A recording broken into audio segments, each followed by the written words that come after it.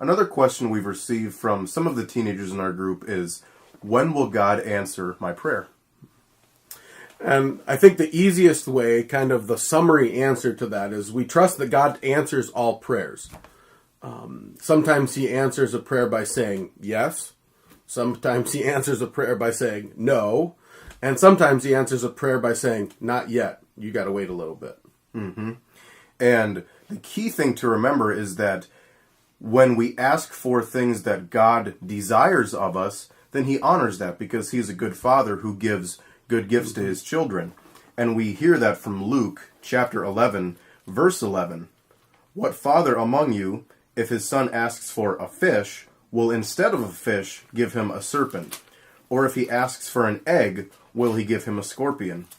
So it's saying here that if we are asking for things that are good for us and in according to God's will, God does honor that and he blesses his children with gifts. Mm-hmm. So God gives us the good things that we ask for. And yet in James chapter 4, James says, you ask and you do not receive because you ask wrongly to spend it on your passions. And so James says you may be asking for things and you're praying and God keeps saying no, no, no, because you're asking for things that are going to destroy you. You're asking for, to continue the analogy that Willie, from the passage that Willie read, you're asking for serpents that are going to kill you, and God says, no, I'm not giving you a serpent that's going to kill you. You're asking for stones to eat, and he's saying, no, I want to give you something better. And so sometimes God answers no because we're asking for things that will destroy us and that will hurt us. Mm-hmm. And then the last aspect is the not yet. And this is probably the hardest one to deal with because we feel like God isn't listening to our prayers when we feel that he's not given us an adequate answer that we want. And one of the best answers for this, or examples of this, is in Psalm chapter 13, when the psalmist is praying up to God, how long, O Lord, will you forget me forever? Do I have to wait forever in order for you to answer me? But it ends in saying, but I have trusted in your steadfast love. My heart shall rejoice in your salvation.